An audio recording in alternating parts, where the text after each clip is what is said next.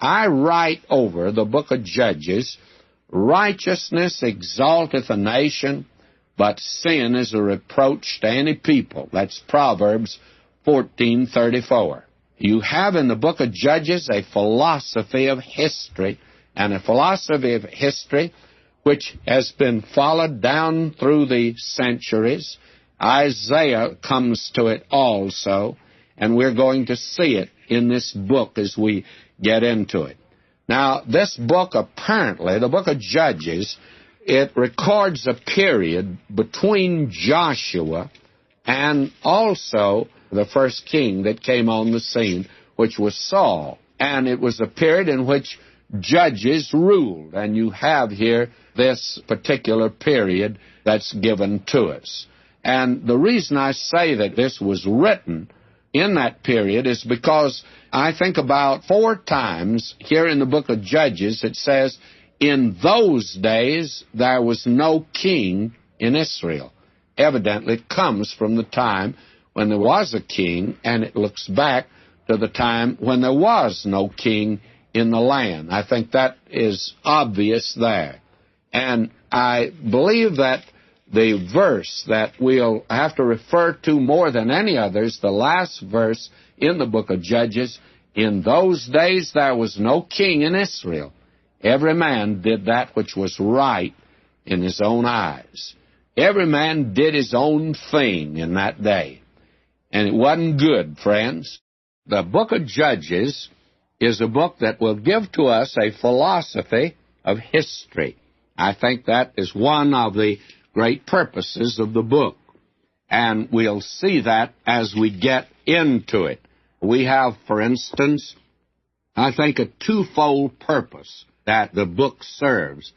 First of all, as to the historical purpose, it records the history of the nation Israel from the death of Joshua to Samuel, the last of the judges, and he, of course, was the first of the prophets. And it bridges the gap between Joshua and the rise of the monarchy under Saul. There was no leader to take Joshua's place, actually, in the way that Joshua had taken Moses' place. And this was the trial period of the theocracy after they entered the land. Now, the second, I think, purpose is a moral purpose. It is the time of the deep declension of the people as they turned from the unseen leader and descended to the low level of, well, in those days, there was no king in Israel. Every man did that which was right in his own eyes. And that's the last verse that you find in this book. And we find how different it is from the first verse that opens this book. And I'll read the first verse. Now after the death of Joshua, it came to pass that the children of Israel asked the Lord, saying, who shall go up for us against the Canaanites first to fight against them? They turned to the Lord at the death of Joshua, but that didn't last long. And you find them, by the time you come to the end of the book, they have gone to the very low plane of every man doing that which is right in his own eyes. Every man was doing his own thing. And friends, when that comes about, well, look around you today and you'll see what I mean. Why are we in such a low level as far as morality is concerned today? Well, because every man's doing that which is right in his own eyes, and there's no lofty purpose or lofty goal in view. Now, this actually should have been a period of glowing progress and success, but it was a dark day, actually, of repeated failure. You see, the children of Israel entered the land of promise with high hopes and exuberant expectation. And you'd expect these people who were delivered out of Egypt, led through the wilderness, and brought into the land with such demonstration of God's power and direction to attain a high level of living and victory in the land. But such was not the case. they failed ignobly and suffered miserable defeat after defeat. And we'll see here a philosophy of history. And you'll find that, and I think I should turn to that now. In the 2nd chapter, at verse 11, here's their story. And the children of Israel did evil in the sight of the Lord, and served Balaam. Now, you have here an old wheel of prophecy. I call it the hoop of history. And it begins with this nation serving God. Then we have these steps downward. They did evil in the sight of God, and they served Balaam. And then we're told, verse 12, they forsook the Lord God of their fathers, and they followed, we are told here, other gods, gods of the people that are round about them, bowed themselves unto them, and they provoked the Lord to anger. Now they forsook the Lord, and what happened? And served Baal and Ashtaroth. Now the anger of the Lord was hot against Israel. And now the next step, he delivered them into the hands of spoilers that spoiled them. And then the next step, he sold them into the hands of their enemies round about. And they could no longer stand before their enemies. And then they spent a time of servitude. And then what happened? Well, they cried out to God in their distress and in their sad plight. And when they cried out to God, they then turned to God, and they repented.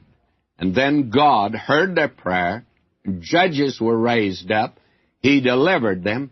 And then you have the nation again at the top of the hoop, and they're serving God. And then what happens? Same old story. They did evil. They forsook God. They followed their own pleasure. They were sold into slavery. There was a period of servitude. They cried to God. They turned to God. They repented. Judges raised up, delivered. The nation serving God again. They're at the top. Here they go again. Did evil. And my friend, the old hoop just turns over and over and over. And you can follow right through the Bible, that hoop. And it's true today. The old bromide, history repeats itself, friends, is true. It's absolutely true. And this is the cycle of history that we're looking at. That's the reason we call this a philosophy of history. Now, when you get over to the book of Isaiah, we're going to find again that book opens with God giving this philosophy of history. And the way Isaiah puts it is quite interesting. He starts off again that there are 3 steps that every nation makes that goes down the drain. And what are those 3 steps? There is first of all spiritual apostasy. Then there is moral awfulness. And then third, there is political anarchy. And that's the last stage of any nation. You find that in the 1st chapter of Isaiah, and we'll see it when we get to that, of course, and that'll be quite a while yet. But this is something that you'll find that has been true down through the history of mankind. And I'd like to give you a quotation from General Douglas MacArthur along this same line. Will you listen to him if you want to know how up-to-date the book of Judges is in this day of gathering storms? As the moral deterioration of political power spreads its growing infection, it is essential that every spiritual force be mobilized to defend and preserve the religious base upon which this nation was founded. For it has been that base which has been the motivating impulse to our moral and national growth. History fails to record a single precedent in which nations subject to moral decay have not passed into political and economic decline. There has been either a spiritual reawakening to overcome the moral lapse or a progressive deterioration leading to ultimate national disaster. Same thing, way back in the book of Judges. You have this philosophy of history that is given. Now, what did God do? God raised up judges to deliver His people when they apostatized and cried to Him in their misery. And these judges ruled between Joshua and Samuel, by the way. And the book takes its name from these men whom God raised up. They were judges. They exercised their ministry, some of them in a local and restricted area, and that is true of most of them. But all the judges were themselves limited in their capabilities. In fact, each one seemed to have some defect and handicap which was not a hindrance, but became a positive asset under the sovereign direction of God. None of them were national leaders who appealed to the total nation as Moses and Joshua had done. The record is not continuous, but rather a spotty account of a local judge in a limited section of the nation. Now, with that in mind, let's come to chapter 1 here, and you will find in this chapter here that there are 9 of the 12 tribes mentioned, and they're all mentioned in their failure. And the 3 that are not mentioned are Reuben, Issachar, and Gad, and I assume that they likewise failed. Each tribe faced a particular enemy, and at no time was the entire nation engaged in a warfare against any particular enemy. You see, the weakness of the tribes is revealed from the very word go. Now notice this. We are told that at first here, they asked the Lord what they were to do and who will go for them against the Canaanites. Now, the Canaanites were well entrenched in that land. They hadn't been driven out. And they were a thorn in the side of Israel during the reign of Saul and during the reign of David. Now, will you notice, as we read on here in verse 2, "And the Lord said, Judah shall go up. Behold, I have delivered the land into his hand." In view of the fact that the Canaanite nation, for the most part, was in the land allotted to Judah and to the one that became his sidekick, if you please, Simeon. And we're told in verse 3 something that reveals the innate weakness of this nation and of the tribes. Listen at verse 3. "And Judah said unto Simeon his brother, Come up with me into my lot, that we may fight against the Canaanites, and I likewise will go with thee into thy lot. So Simeon went with him." Now, you say, well, how is that a sign of weakness? It looks like a fine sign of cooperation. Well, that part I'll agree with. But it was real weakness, very frankly, for Judah to ask another tribe to help them drive out the Canaanites in their own particular land. They should have been able to do it themselves and should have gone out to do it themselves. And as a result, why, they never were totally driven out. We find in verse 4, "And Judah went up, and the Lord delivered the Canaanites, the Perizzites, into their hand, and they slew of them in Bezek 10,000 men."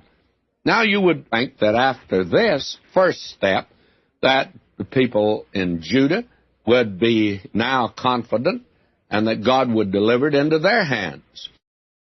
Now we're told in verse 9, though, "And afterward the children of Judah went down to fight against the Canaanites that dwelt in the mountain and in the south and in the valley, and Judah went against the Canaanites that dwelt in Hebron." Now the name of Hebron before was Kirjath Arba. "And they slew Shishai and Ahiman and Talmai. And from thence he went against the inhabitants of Debir, and the name of Debir before was Kirjath Sepher." That means it was a city of books, by the way. It was the library. "And Caleb said, He that smiteth Kirjath Sepher and taketh it, to him will I give Achsah, my daughter, to wife. And Othniel, the son of Kenaz, Caleb's younger brother, took it, and he gave him Achsah, his daughter, to wife." Now, somebody's going to say, Well, you've made the statement there's a weakness in each one of the judges. It looks like Othniel does pretty well. Now, very frankly, Othniel is the best of the judges in my judgment. But there is this sign of weakness. Why was he chosen here as the judge at this particular time? Why was he the one? Why, he was the son-in-law of Caleb, and you have this awful thing here of nepotism. You have this business of it's in the family, and if he hadn't been the son-in-law of Caleb, Caleb was well known. He was one of the two men that came out of Egypt that entered the land. He and Joshua, he was probably known just about as well as Joshua was known. And very candidly, Othniel would never have got the position as a judge if he hadn't been the son-in-law of Caleb. If he'd been the son-in-law of Joe Dokes, he wouldn't have been elected a judge, never been chosen for that. That's quite interesting, you see. How many men today occupy a position not because of the ability that they have or because of the fact that they have the capability, but simply because of a position that might be due to a relationship or to a circumstance. You know, Napoleon actually was called a man of destiny, and he very frankly said that you not only have to have the man, but you have to have the point in history. In other words, if Napoleon had lived 50 years ago, even today nobody had ever heard of him. It takes the man and the circumstance. And Othniel is a judge. And why is he a judge? Well, because his father-in-law happens to be Caleb, and that's the way that he came into this position. Now you have, in this chapter 1, 9 of the 12 tribes that are mentioned, and they're all mentioned in connection with failure. Verse 21, now we've had Judah and Simeon. Here's little Benjamin. And the children of Benjamin did not drive out the Jebusites that inhabited Jerusalem, but the Jebusites dwelt with the children of Benjamin in Jerusalem unto this day. That is the day that Judges was written. And we find that it was something that persisted in each one of the tribes. By the way, we find in verse 27, neither did Manasseh drive out the inhabitants of Beth-shean. Verse 29, neither did Ephraim drive out the Canaanites that dwelt in Gezer. Verse 30, neither did Zebulun drive out the inhabitants of Kitron. Verse 31, neither did Asher drive out the inhabitants of Akko. And then verse 33, neither did Naphtali drive out the inhabitants of Beth-shemesh. And verse 34, and the Amorites forth the children of Dan into the mountains. They had not suffered them to come down into the valley. And they chased Dan up into the hill country up there.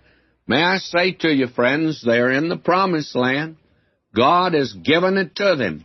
But not one tribe apparently was able to lay hold of the land that God had given unto them. And what a tragic thing that it was. You have here chapter 2, and I'll just lift out, beginning at verse 1, 2 or 3 verses. And an angel of the Lord came up from Gilgal to Bochim, and said, I made you to go up out of Egypt, and have brought you unto the land which I sware unto your fathers.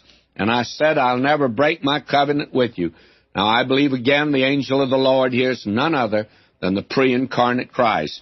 And ye shall make no league with the inhabitants of this land.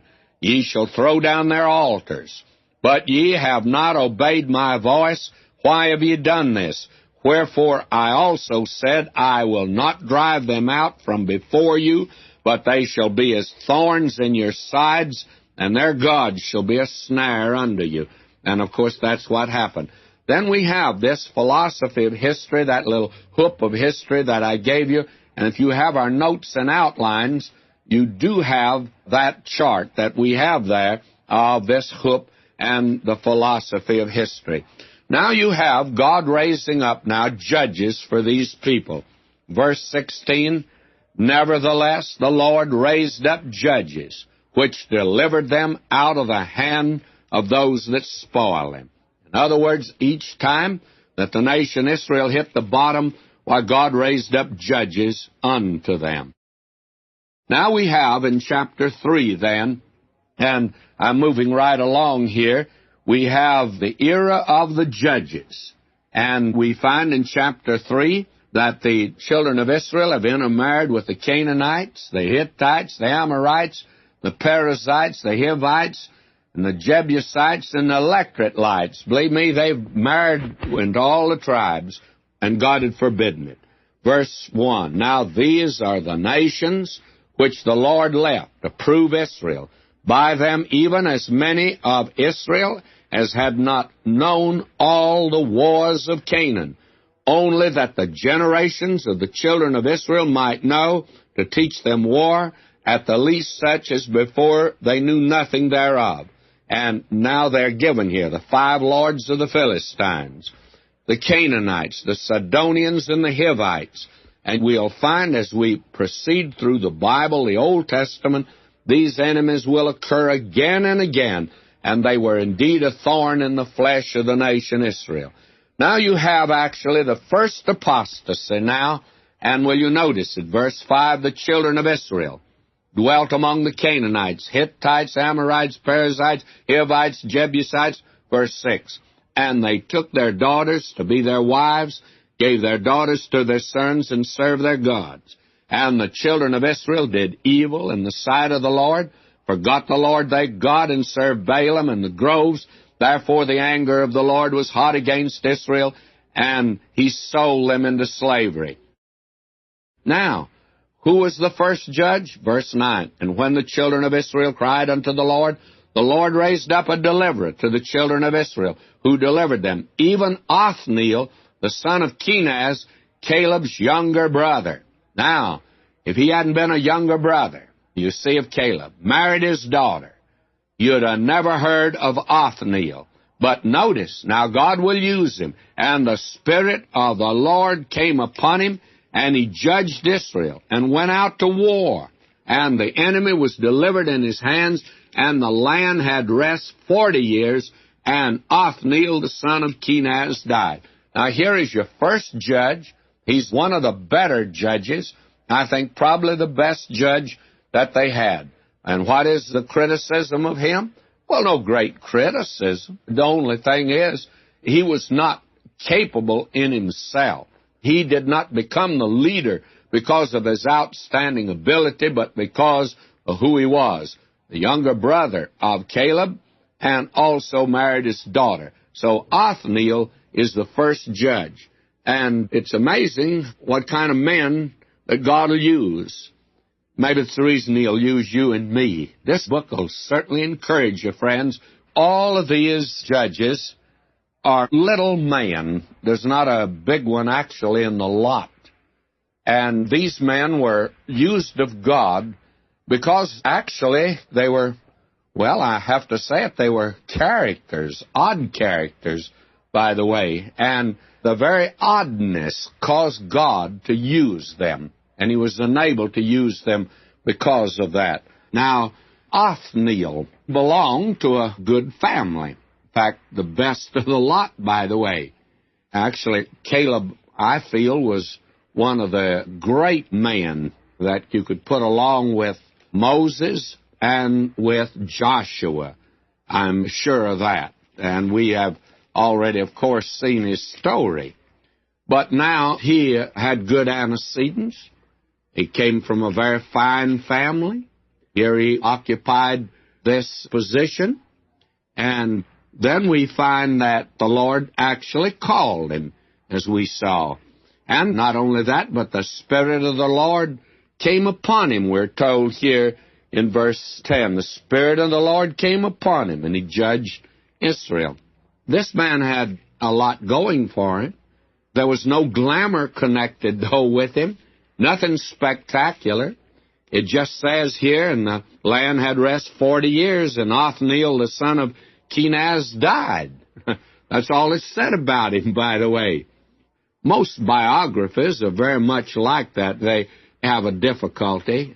I met a man on the streets of Los Angeles many years ago who wrote, by the way, several fine biographies of Christian leaders of the past. And he was writing on a present-day Christian leader, and I was asking him how he was getting along. He said, I'm having difficulty. I said, what is it? Well, he says, to keep the front page from rubbing against the back page. He says there's nothing to say about it. And it's very difficult to keep the birth and death apart. I think most tombstones have it accurately. Here lies Joe Dokes, born, died. That's his story. I heard of this being on the tombstone of a dentist. It said, given his name, a dentist, filling his last cavity. Well, that's about all you can say about not only dentists, but the rest of us. But you notice God came upon the simple life of this man, and that is something that is very much worthwhile. And we find that here you have an ordinary man. His only claim to greatness is he's relative of Caleb. Now we come to another man here at verse 12, and let me begin reading. The children of Israel did evil again in the sight of the Lord, and the Lord strengthened Eglon, the king of Moab, against Israel, because they had done evil in the sight of the Lord. And here goes our hook rolling down through history again. They were serving God, then they did evil and forsook God. God delivered them into servitude. And what happened? Verse 14, the children of Israel served Eglon, the king of Moab, 18 years. Now notice, but when the children of Israel cried unto the Lord, here we go again, we're starting up now on the hook. They cried unto the Lord. What happened? The Lord raised up a deliverer. Who is he? Ehud, the son of Gera, a Benjamite, a man left-handed. Now this is a good one for you, friends. The only thing this man had that was going for him, he was a southpaw. He was left-handed. He might have been a good pitcher today on one of the major league teams. But in that day, they didn't have major league teams. And he was a man left-handed. And by him, the children of Israel sent a present unto Eglon, the king of Moab. Now, I want you to see this here. It's a brutal thing that took place. And I offer no explanation for it. This man here, his actually name means red hair. He's a red-headed, left-handed fella. And the act that he performed, it lacks the heroic or the romantic. In fact, a hero doesn't become a hero like it did here. Well, here's the story. He was to go over and take a present to Eglon, the king of Moab. But Ehud made him a dagger, which had 2 edges of a cubit length, and he did gird it upon his raiment, upon his right thigh. Now, don't miss that. You see, he's left-handed. He'd reach over on his right side to pull out that dagger, you see.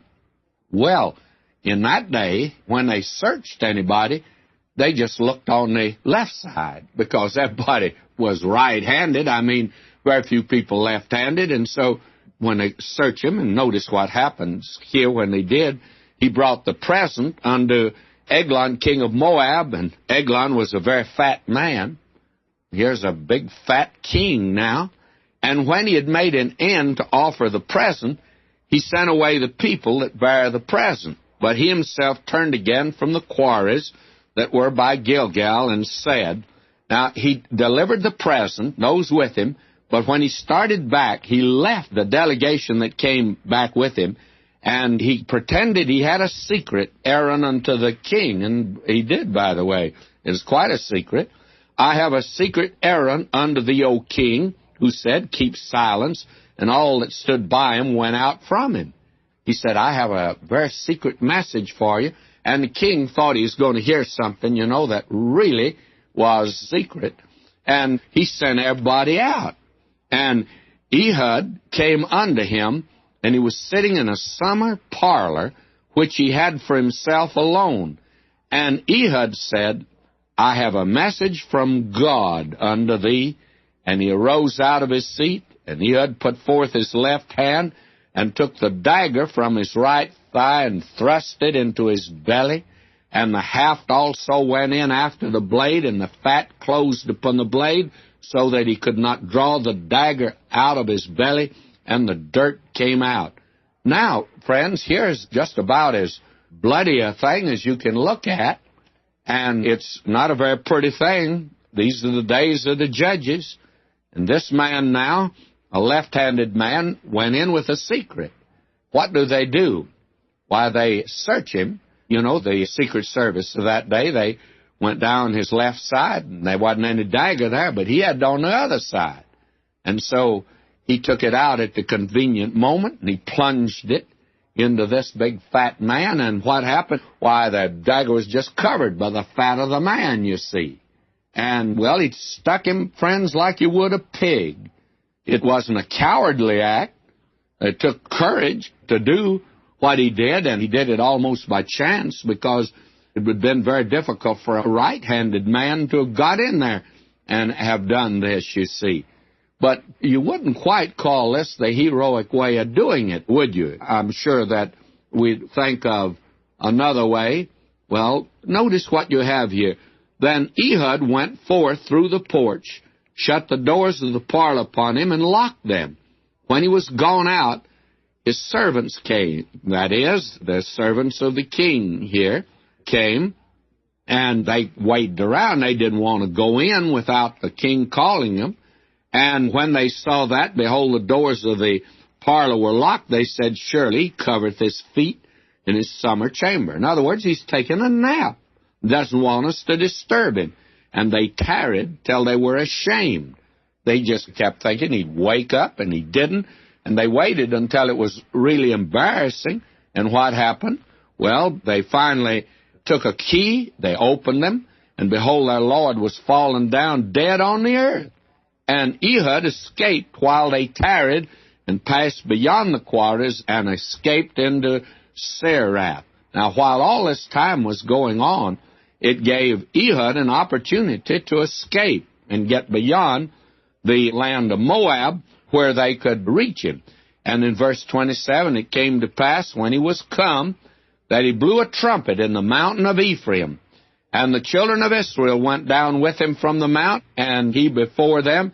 And he said unto them, follow after me, for the Lord hath delivered your enemies, the Moabites, into your hand.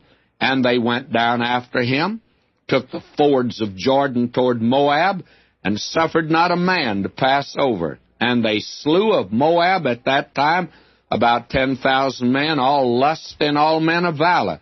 And there escaped not a man. So Moab was subdued that day under the hand of Israel, and the land had rest 80 years. Now Ehud was the judge God raised up, and he had very little ability. In fact, I can't find anything he did. Other than this, he just happened to be left-handed, and gave him a marvelous opportunity to get rid of the man that was bringing all of the tragedy into the lives of the Israelites. And he was the instrument God used. Now, I know that a great many people say, well, that was a bloody thing that he did. Sure wasn't romantic and wasn't heroic in any way whatsoever. But it accomplished the purpose. And God oftentimes uses this method to cut out a cancer of sin, to save the body of the people. The thing is that it saved, probably because of this, thousands of lives. Now, a great many people are going to say, well, our civilization would not permit this. You couldn't say that because of the fact we dropped an atom bomb, you will recall, killed women and children. That is something that has apparently happened in South Vietnam. War is an awful, terrible thing. And the thing is, it delivered Israel, and it saved the lives of multitudes. But the supreme accomplishment was the fact that the only talent the man had, he's left-handed. He was a southpaw. Now, isn't that unusual? You remember William Carey was a cobbler. Dwight L. Moody had no formal education. Some folk down in Orange County let me have a cassette tape of the voice of Dwight L. Moody. from a record that they had. He had a wonderful voice. I'd never realized that before, and I've seen pictures of him, and I never would associate the voice with the man. But he had no really formal education, yet he certainly sounded like he did. And you see all these J.C. Penney stores. Did you know he was the son of a preacher? And when his father died, the church in that day didn't provide a pension for the preacher's widow. And this boy, J.C. Penney, he went out and gathered up washing, and his mother took in washing. And he used to say when he did it, someday I'm going to grow up, and when I do, I'm going to make money, and I'll take care of my mother, and I'm going to take care of poor preachers and poor preachers' widows. Well, there's a place down in Florida named for Penney, and only retired preachers and widows of preachers can live there. He carried through what he said he was going to do. I may end up down a place like that, I don't know. And Dr. G. Campbell Morgan, when he preached his first sermon at a church, the committee met and turned him down. They told him they didn't think he could ever become a preacher. I'd sure hated to have been on that committee. And I used to hunt on the Brazos River with a rancher, a man who had made money in oil, and he told me how, as a young fella, he'd gone out and taken this claim way out in West Texas. He said nobody would have had that land. It was so bad and the weather so rough, he had to move his wife and daughter and son into town. And then he'd sleep at night on a saddle blanket and a slicker over him and just make a trench around him, let the water run off. My friend, may I say that he told me this. He says, people think that I was lucky to hit oil on that land. But he said, I prayed that if God would only some way enable me to keep it and enable me to make money, I'd use it for him. That man, a great many people did think he was lucky and he had the oil money. But did you know he started a fund that has supported quite a few missionaries down in South America? You know, God can use you if you want to be used, friends. You can bake a cake, or maybe you're just left-handed today. God can use you. Then we have another judge here that concludes this chapter, Shamgar. And you notice only one verse about him. It says, after him was Shamgar, the son of Anath, which slew of the Philistines 600 men with an ox goad, and he also delivered Israel. Now, it's not the man here, but the method that he used. He used an ox goad, and that's a pretty crude instrument. And the reason he did, they just didn't have iron weapons among the Israelites. And he was short of any polished kind of an instrument or the latest thing for delivering his people. So he just used that which he had was an ox goad. He knew how to use it. That, you know, which goaded the oxen along. But he certainly knew how to use it. And I hear today people say, oh, you know, we must use the best methods. Well, I agree with that. That's fine to have good methods. But friends, what about the message? You know, it's wonderful to have airplanes today for missionaries. I've always thought that is fine. I've been for it. But when the missionary gets to the field or where the airplane takes him, is he giving out the Word of God? That's what I want to know. You know, you can call today long distance between Maine and Texas, but what about the message that goes over the line? Television is a wonderful thing, but notice how it's prostituted today. And what about radio, by the way? I think it's a great thing. And jet planes are wonderful, but are they carrying messengers for God? And are they giving the message? You know, an ox goad can be dedicated to God if it's in the right hands. Remember that God used the jawbone of an ass. He used the rod of Moses. He used the slingshot of David. And all Dorcas had was a needle and thimble. And there was a little boy that only had 5 loaves and a few fishes. And James and John, they had some fishing nets. And Simon Peter had a boat. But that is all put in the hands of God. And friends, what you got, if you put it in His hands, He'll use it. I think of these 3 men that are mentioned in this chapter as 3 little men plus God. And this encourages me. If God used men like this, He may be able to use you and me. Now we have in chapter 4 one that's quite interesting indeed, by the way. We have here a mother in Israel. It's Deborah. Let me begin reading verse 1. And the children of Israel again did evil in the sight of the Lord when Ehud was dead. And the Lord sold them into the hand of Jabin, king of Canaan, that reigned in Hazor, the captain of whose host was Sisera, which dwelt in Harosheth of the Gentiles. And the children of Israel cried unto the Lord, for he had 900 chariots of iron, and 20 years he mightily oppressed the children of Israel. Now, notice what happened. And Deborah, a prophetess, the wife of Lapidoth, she judged Israel at that time. And I always think, instead of Deborah being the wife of Lapidoth, Lapidoth is the husband of Deborah. And she dwelt under the palm tree of Deborah between Ramah and Bethel in Mount Ephraim, and the children of Israel came up to her for judgment.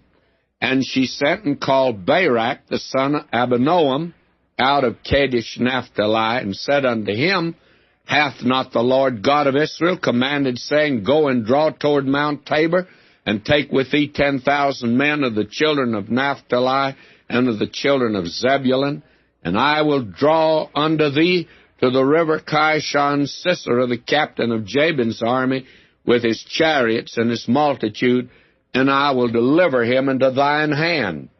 Now notice Barak. And the thing, of course, that's more interesting than anything else, here's a woman that's going to become a judge. Now Barak said unto her, If thou wilt go with me, then I'll go. But if thou wilt not go with me, then I'll not go. And if there ever was a sissy, here's a general that's a sissy. I can't think of anything that's more sissy than this. Here's a man that actually he should be out there in the battle. And yet he won't go to the battle without first having her go along with him. He said, I'll go out and fight, provided you go with me. He wanted to hide back of a woman's skirts. No wonder that God had to use a woman in that day. And we can talk a great deal today about women's rights, and this women's movement to get equal rights. Well, what about their responsibility? I think a man's gift makes room for him, and so does a woman's gift. Now we have here that she said, I'll surely go with thee. I tell you, she's a forthright woman who, as we shall see, wanted deliverance for a people. Now we find that he calls together the hosts, and they get ready to go against the enemy. And they go against the enemy, and God gives them the victory. Verse 16, But Barak pursued after the chariots and after the hosts under Harosheth of the Gentiles, and all the host of Sisera fell upon the edge of the sword, and there was not a man left. Howbeit Sisera fled away on his feet to the tent of Jael, the wife of Heber the Kenite, for there was peace between Jabin the king of Hazor and the house of Heber the Kenite. And Jael went out to meet Sisera, and said unto him, Turn in, my lord, turn in, fear not. And he turned in unto her into the tent. She covered him with a mantle. And then I tell you, she took a tent pin and let him have it, friends, and got rid of him. These two women, quite outstanding here. But Jael was a Gentile, and she really treated him nice, rolled out the red carpet for him, but then she took a tent pin, and she really let him have it, and she killed him, and that actually brought a great deliverance for Israel. And then Deborah sang a song. Here in verse 1 of chapter 5, Then sang Deborah and Barak, the son of Abinoam, on that day, saying, and now we'll look at the song, Praise ye the Lord for the avenging of Israel, when the people willingly offered themselves. And then we hear, Hear, O ye kings, give ear, O ye princes, I, even I, will sing unto the Lord, I will sing praise to the Lord God of Israel. And then we read, Lord, when thou wentest out of Seir, when thou marchest out of the field of Edom, The earth trembled, the heavens dropped, the clouds also dropped water. The mountains melted from before the Lord, even that Sinai from before the Lord God of Israel. This is very poetic, to be sure, and she was actually not looking for a job at all. She very frankly confesses that she was a mother in Israel, and the very fact she took the lead's no reflection on her. She was God's choice. History affords, I think, many such examples. There was Zenobia, Queen of Palmyra. There's Joan of Arc, Molly Pitcher at the Battle of Monmouth. But the reflection here that God raised up this woman, and very frankly, she was one of the outstanding judges. Of course, none of them were outstanding, but she, I think, far exceeded Othniel in ability. And it's an evidence of decline, however, when women come into positions of authority. It's not a reflection on womanhood, but the reflection's on manhood when womanhood takes the lead. It's actually a sign of weakness, a sign of a flabby age. Now, we've already seen this weak-kneed general. He was a sissy, and he wanted to stay way back of the lines. In fact, he wanted to stay back at home, and he did not want to get out at all. And she had to agree to go with him before he was willing to assemble the army and go to battle against the enemy. I heard Dr. Harry Ironside many years ago tell the story about the woman that was preaching in a park up in Oakland, and he and one of his brethren friends went by.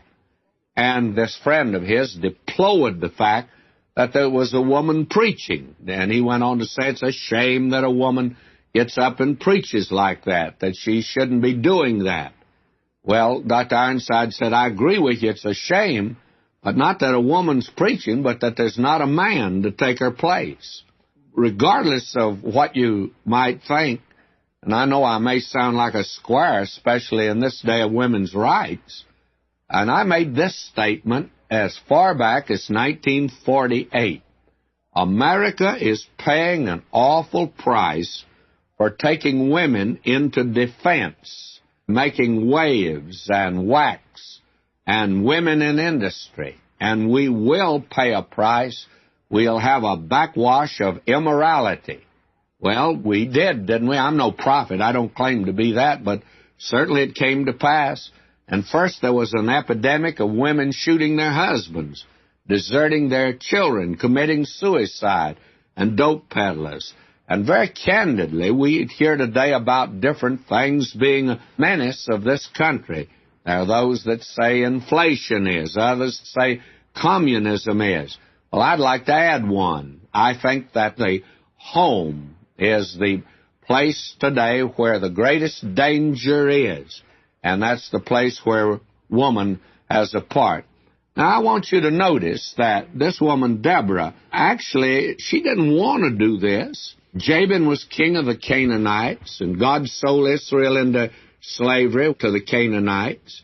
And when the time of deliverance came, Barak commanded the army, and he didn't want to go into battle, but God promised victory, and it was ignominious for Barak.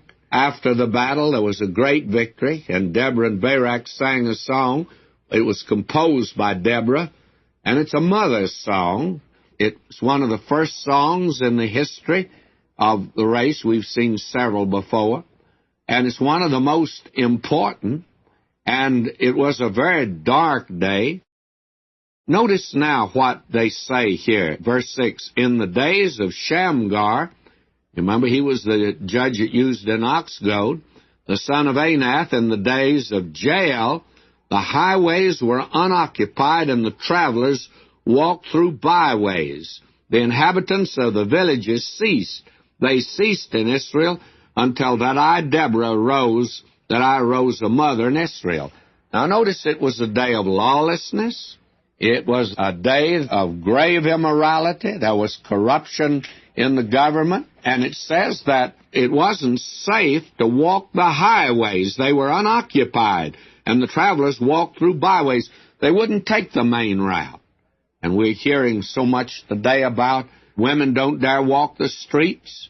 Well, this woman, Deborah, she heard all of that in her day, that it wasn't safe to travel because of the lawlessness that existed in that day.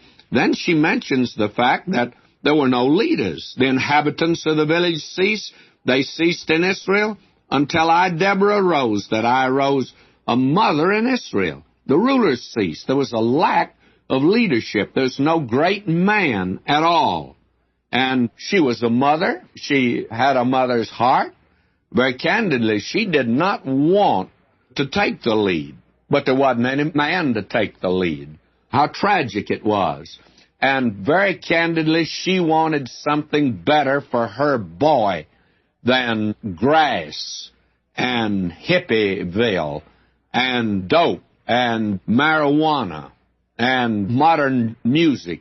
She wanted something better for her children than that, and therefore she became a judge in Israel. She stepped out and took the lead, and it was a day when the nation had denied God, actually. Listen to this. They chose new gods. That's verse 8. Then was war in the gates. Was there a shield, a spear, seen among 40,000 of Israel? Now, they denied God, just as they do today, only that day, instead of denying Him and becoming atheists, they became polytheists. They began to worship idols and everything else. And think of the multitudes today that are living without God. And she said she didn't want her boy to come up like that. That's the reason Deborah stepped out as she did. And you remember after World War II, the promises and the hopes that this country had, we thought, we're going to have peace now and we can all live in peace and sin, and it'll be nice. They forgot to read the psalm where the psalmist says, peace and righteousness have kissed each other. Friends, they don't even speak to each other today. I don't think they even know each other. The peace and righteousness. But it's peace and sin, and that's what we wanted after World War II. And we wanted to live very comfortable. Quite interesting, God didn't let us, and He didn't let these people. And the very interesting thing, though, they had a lack of defense, nothing to meet the enemy. You notice what she says here? Then was war in the gates. Was there a shield, a spear seen among 40,000 of Israel? Well, they just didn't have any at all, any help at all. Now, will you notice? This woman, she says, my heart is toward the governors of Israel that offered themselves willingly among the people. Bless ye the Lord. She said wasn't all 100% bad. There were godly rulers, godly men, and this woman wanted them to know she gave them her support. It was the godless crowd that she rejected. And then in verse 10 she says, speak, ye that ride on white asses, ye that sit in judgment and walk by the way, they that are delivered from the noise of archers in the places of drawing water, there shall they rehearse the righteous acts of the Lord, even the righteous acts toward the inhabitants of His villages in Israel. Then shall the people of the Lord go down to the gates. And that was the place of assembly. And she said they're going to have a meeting, and instead of talking about what they talked about in the past, that which was sex, that which was peace, that which was love, and that which had to do with just the commonplaces of the day, that which didn't amount to anything. She says now they're going to talk about the Lord, and they're going to talk about the things of the Lord and the acts of God, the righteous acts of God. This is a tremendous passage of Scripture, by the way. And then notice, as you move on down, verse 12, awake, awake, Deborah, awake, awake, utter a song, arise, Barak, and lead thy captivity captive, thou son of Abinoam. Then he made him that remaineth have dominion over the nobles among the people. The Lord made me have dominion over the mighty. This woman, Deborah, after the victory, she tells this man, Barak, again, she says, take over. And he doesn't take over. And she had to continue as the leader, and she found she had dominion over the mighty. And out of Ephraim was there a root of them, against Amalek. After thee, Benjamin, among thy people, out of Machir came down governors, and out of Zebulun they that handle the pen of the writer. In other words, the other tribes now join in. And the princes of Issachar were with Deborah, even Issachar and also Barak. He was sent on foot into the valley. For the divisions of Reuben, there were great faults of heart.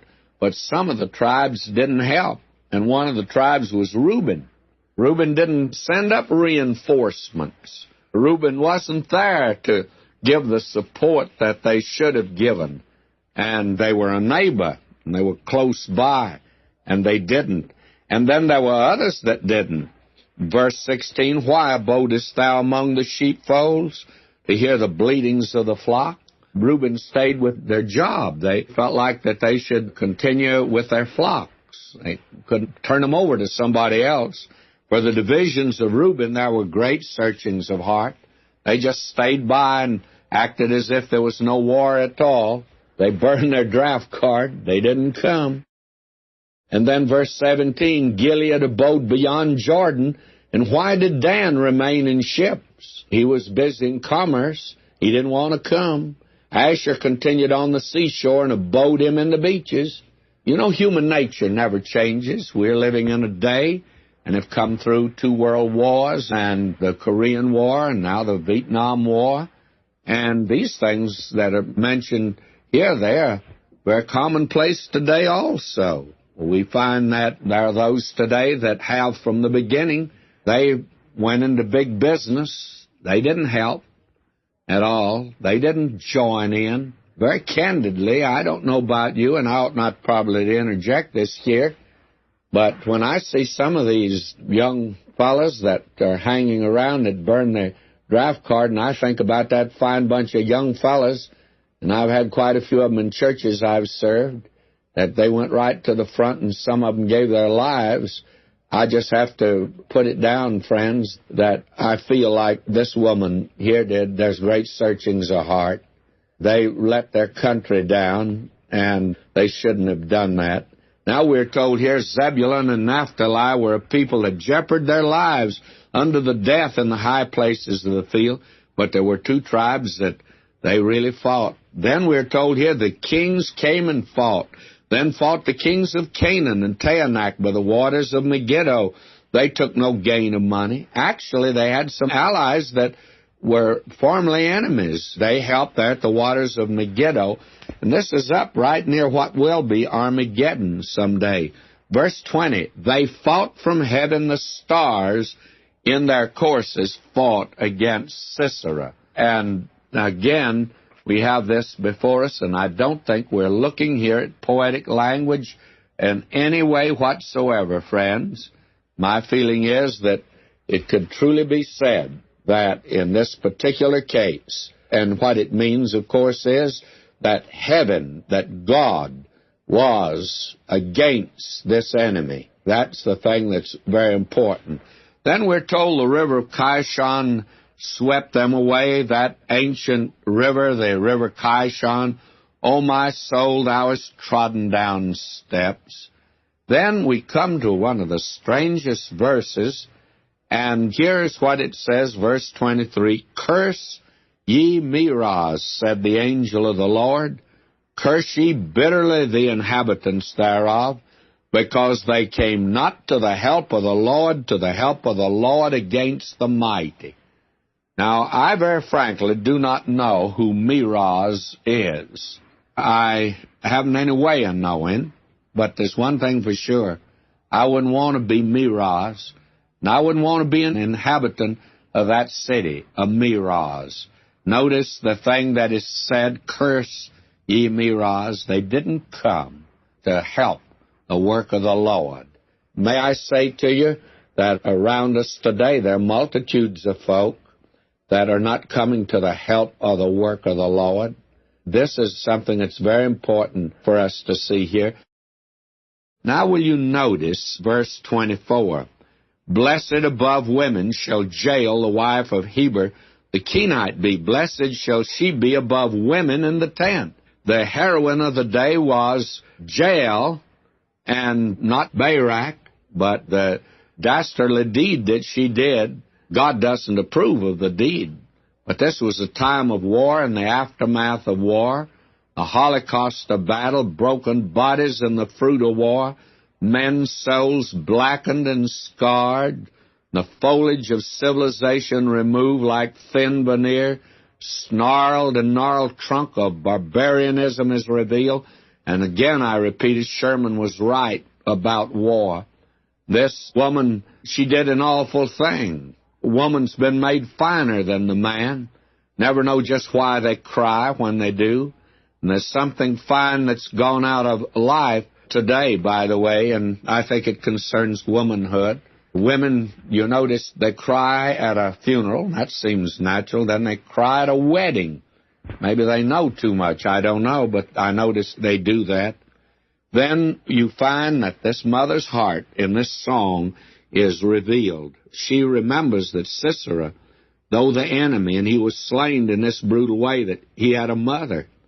And notice this, after she extols Jael for what she did, verse 28, the mother of Sisera looked out at a window, cried through the lattice, "Why is his chariot so long in coming? Why tarry the wheels of his chariots?" Her wise ladies answered her, yea, she returned answer to herself. She knew what had happened. He'd been slain. Have they not sped? Have they not divided the prey? To every man a damsel or two?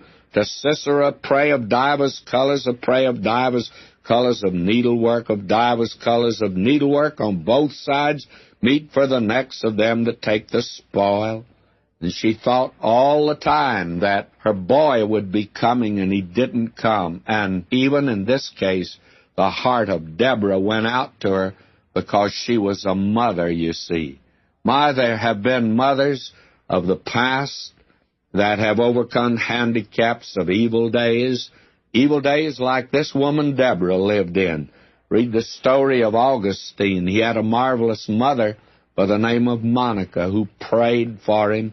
He was a debauched college professor, and he came to the feet of Jesus Christ. And then there was Susanna Wesley, and she had two boys that she prayed for, John and Charles Wesley. I'm not talking about worshiping womanhood or motherhood, friends, but I want to tell you we're getting very far today from God's conception of this. What a picture you have in Deborah here.